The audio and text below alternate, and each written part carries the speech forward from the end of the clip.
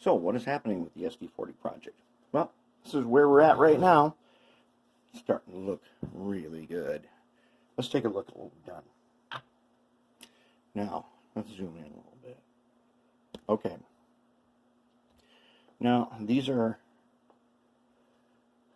this was a design that came out, I believe, I want to say somewhere around 87 or so, maybe a little earlier, where there's no more pin, right? Let's see which one we're looking at. We're looking at this one, right? Okay, so there's no more pin right here, and where the frame sits on the truck, it's flat under there. Okay, now we don't need that because we bypassed it, but we got to make sure it's still smooth. And since we cleaned it, it's been coated with OxGuard, both on the truck and on the frame, just so there's no oxidation happening. We don't want rust and stuff.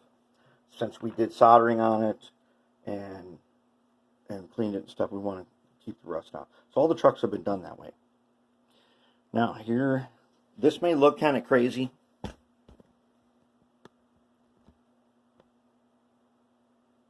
Okay, so what did I do? Well, one, as you know, I'm like out of red and black wire practically. So we're going for yellow will be the red wire. Green will be the black wire. So now, this arm that comes up, it had been soldered on the side right there. I don't like that. What I do is I run a lead from underneath here, soldered on, and up to my little PC board. Then I run this one, and on this one there is a spot back here, which had been used before, where you can solder on. The one thing is I reverse direction of the wire, so it comes up over here.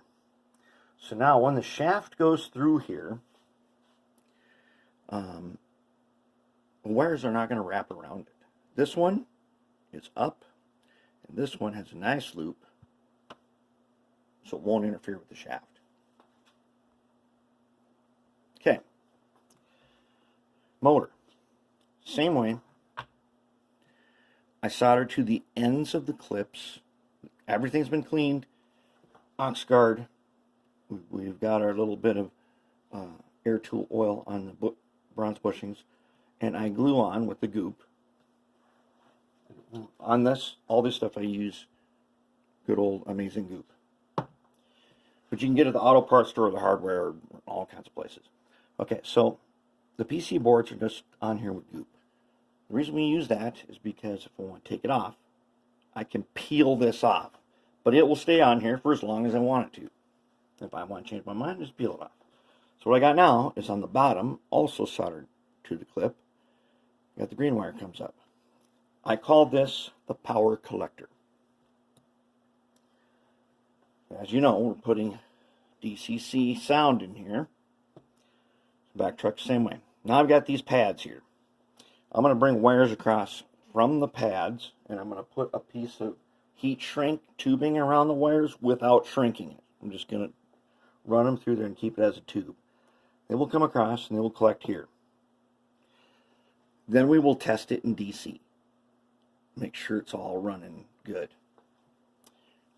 Let me show you. Remember when I said trucks should not be free rolling once you've got the Mag 1 grease on them, right? They should not, if you push them, they should not free roll. But they should roll super smooth without you having to exert force on them. Just like that. Extra smooth. I'm not putting any weight on it, so it's going only with the weight of the frame. And it just barely, that's perfect. That's exactly what we want. So we are not, now if I was putting in a 24 volt motor in here, I wouldn't use the flywheels. Because it's going to be DCC, and all the flywheel does is make it difficult to set the momentum. Oh, that runs nice, doesn't it? Okay. She's wired up really nice. The trucks are super sweet. We did our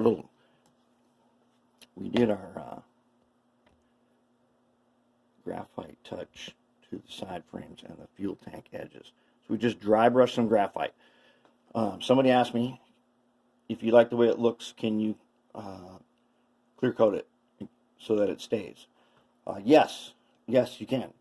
I have found that not to be necessary. As long as this is a matte finish, that graphite will stay. I mean, if you handle a lot, some will wear off, but then you can just do it again. When you come in for maintenance, you can brush a little more on. But yes, you can definitely seal it if you want to. Now, I like the look of it unsealed because it polishes. So if you want something to look like it's like bare metal, it's bare, like it's used a lot, and then it has no rust and stuff. That's what, especially I like graphite. So I don't seal it after I put it on there, but you can. Okay, next up, couplers.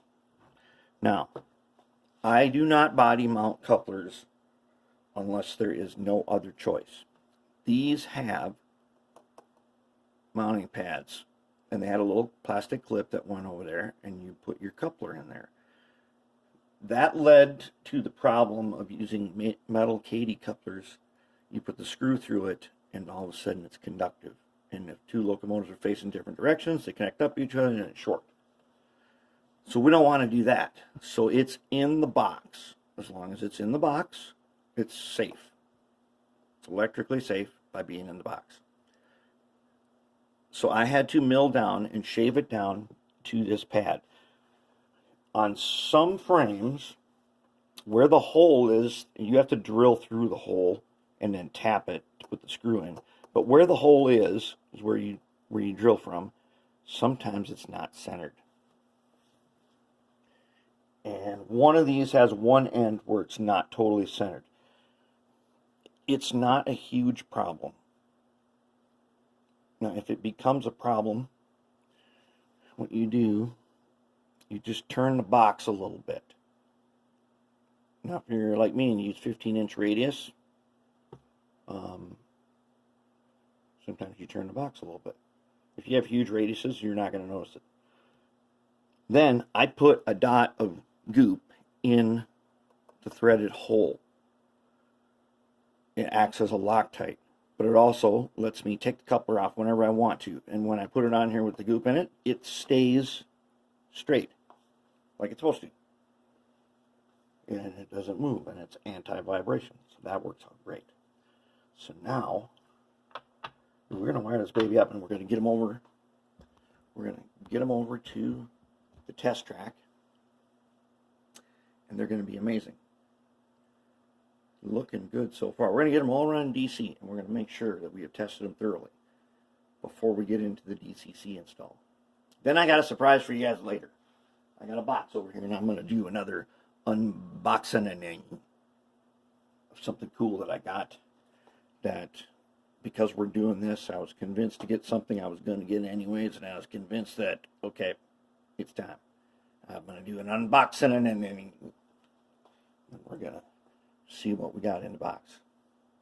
But this is the way I like them to look. Extra clean. Clearly what wire goes what. Now, when it's time to do the DCC, with everything on the power collector, all I need to do is take my little cutoff wheel, cut a gap, zip right there. That's it.